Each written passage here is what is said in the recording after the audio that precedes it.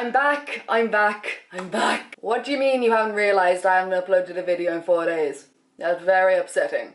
I will give an update of why I haven't been around for the past 4 days at the end of this video. But as you know, our last destination was Hong Kong and we got back like a week ago, and I have been preparing the ultimate how expensive is Hong Kong video for you. So of course I have to put a disclaimer that this is just our experience. We were there for 3.5 days. These are just, we ate a lot. We tried to get cheap, we tried to get a bit splurgy, so you can get a good estimation of what you're going to be spending. And I also have 3 vlogs of Hong Kong which will be dotted around somewhere for you to go and enjoy if you miss them. Okay, so let's jump straight into it. Getting around Hong Kong is super easy on the MTR. Is the train, like the underground, it gets you around Hong Kong Island and the other place, the other side of the water where we stayed.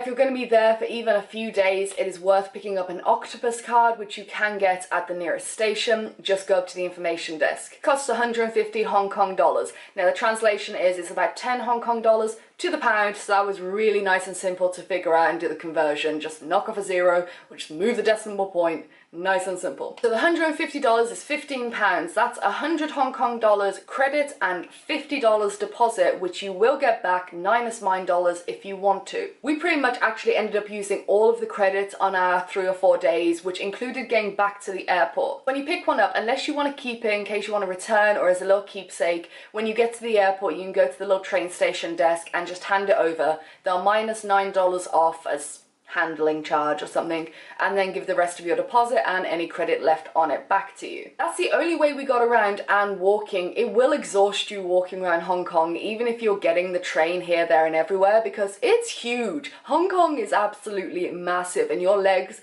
will hate you. If you do fancy getting taxis and stuff, then obviously they do use things like Uber over there, so that's definitely worth it to save yourself some money on taxis. Let's go on to food. A few of the vlogs we were like, okay, this is really expensive here. But then when we look back on it, really, it was, for a major city and one of the most expensive cities in the world, it was actually really good.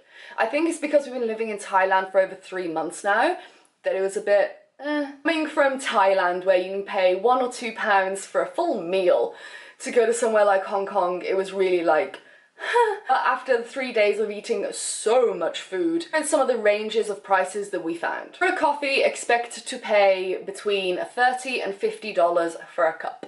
So between £3 and £5 for a nice cafe, a nice Americano, a proper espresso coffee, which is still a lot in my eyes. I didn't appreciate it. But Hong Kong, you did have some nice coffee, so I'll let you off, I'll let you off. If you fancy getting a beer, then I hope you bring your wallet. We actually had a balcony on our Airbnb, and I'll talk about Airbnb at the end. And we just used to go to like the 7-Eleven and buy a few cans because it was so much cheaper. I think it only came to like $38 for 4 cans of like San Miguel Pilsen, which is like £3.80. However, if you want to go to the bar, especially if you're ending up in Soho and areas around there on Hong Kong Island, which are known for great funky bars and nights out, then expect to pay. Lowest we saw was around 35, and that wasn't really in Soho. 35 Hong Kong dollars, anywhere up to like $80 for one beer. So between £3.50 and £8 for a beer.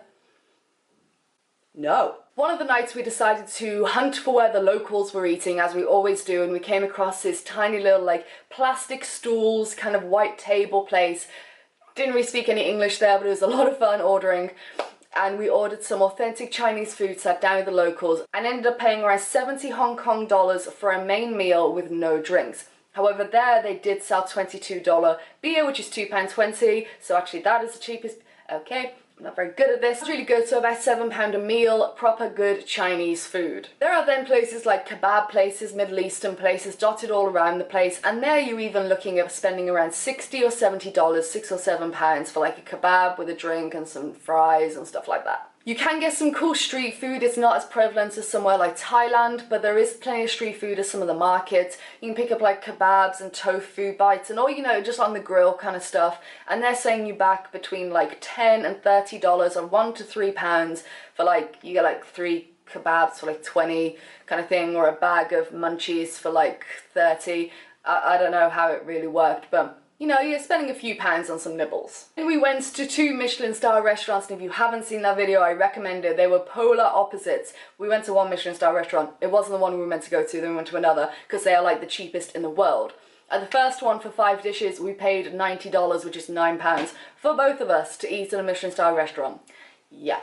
The second one, we paid $560, which is £56, and oh my god.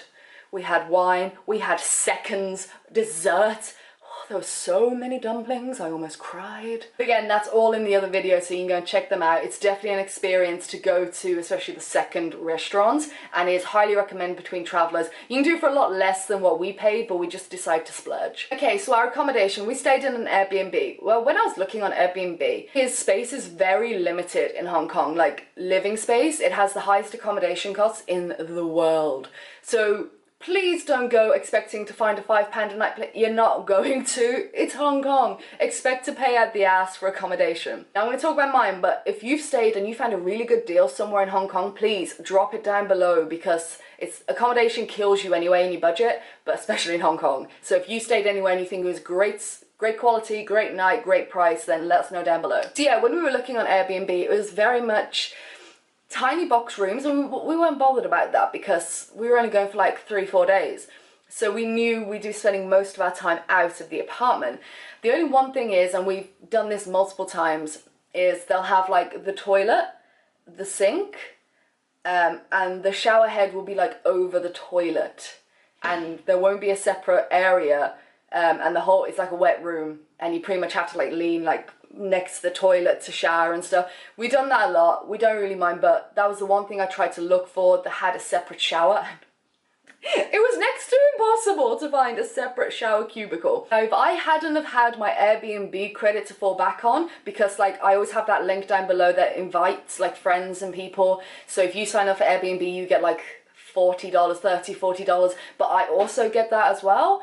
So it's a nice little two-way thing, and I've been collecting for a while, and that link is still down below, and it's only for first-time customers of Airbnb, but it gets you a bit off your first order.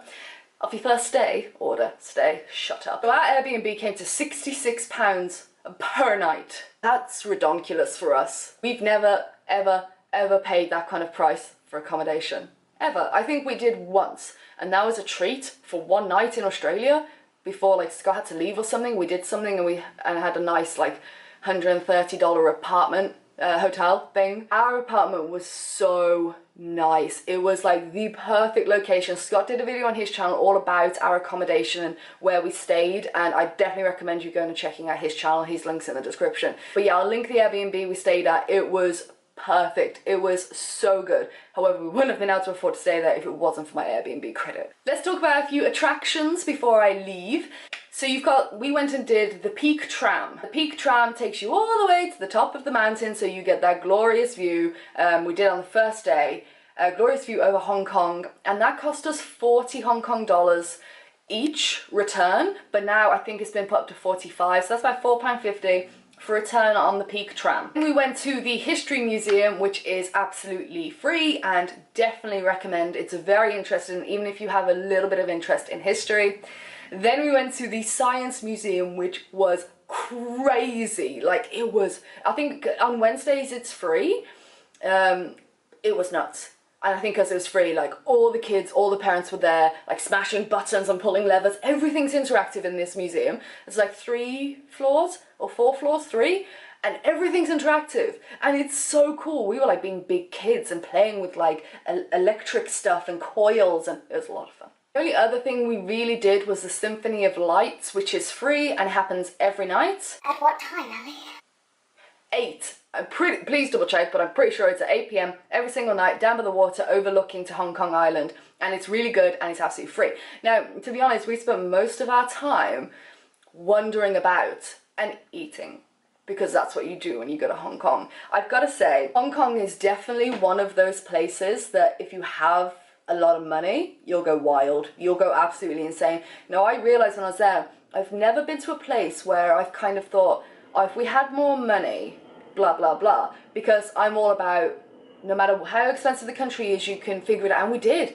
We had a lot of fun and, you know, didn't break the bank. Well, tell my bank that, but it wasn't too bad. I think minus accommodation, we spent around £300 for 4 days for both of us. So that's like £150 each, which was a lot, but we did splurge, like I said, on the Michelin star restaurants, which was a massive treat for us, and things like that. You can do it cheaper and you can go more wild, but like I was saying, every country you can figure out how to do it on the cheap. Hong Kong took us a little bit of time, and it depends what you define as cheap as well. It's definitely a city I would go back to in a heartbeat. I'd probably want to go back with a little bit more money, not gonna lie, just because when we were walking around, because things are so ridiculously expensive, like if we wanted to, we were walking around all day, it was super hot. One thing we love to do is like stopping in a cool bar with a view to get like a beer, just a beer, and then carry on our day. But when the beer is £8 each, we're like, nah, we're not doing it.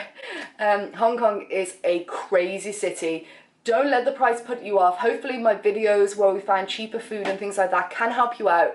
And if you've got any budget saving tips, because we are not experts, we were barely there, and I know a lot of my viewers have been to Hong Kong multiple times, so be nice, don't shout at me for not finding all the cheapest places. It's not my fault. If you know cheap places to eat, stay, whatever, leave them down below and let it be like a little bit of a discussion down there and a bit of a resource guide for people for planning your next trip to Hong Kong.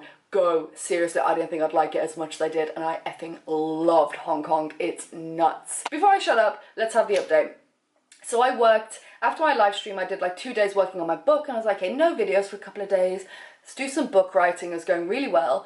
And then yesterday, well, 2 days ago, I've been on antibiotics. Long story short, I've been on antibiotics, and they only cost £1. The pharmacist can prescribe you them. And I thought, wow, that's amazing. I don't have to pay for a doctor's fee or anything. I just walk into the pharmacist and be like, hey, this is wrong, this is wrong. They're like, well, here's some tablets. I'm like, thank you. £2 later, I come out with 2 lots of tablets. Amazeballs. Except those tablets made me really ill. They give me horrific stomach pain to the point where I couldn't eat. Even swallowing water was painful. I thought I was going to blow up. From the inside, I just go pfft. So that's where I've been. Lying down and crying for the past day, just lying on the sofa like, no. But I'm back now, I'm feeling better, and everything is a-okay. Alright, I'm gonna shut up. Facebook, Twitter, Instagram, Snapchat, all our PsychoTraveller links are down there, and I will see you whenever I see you. Bye!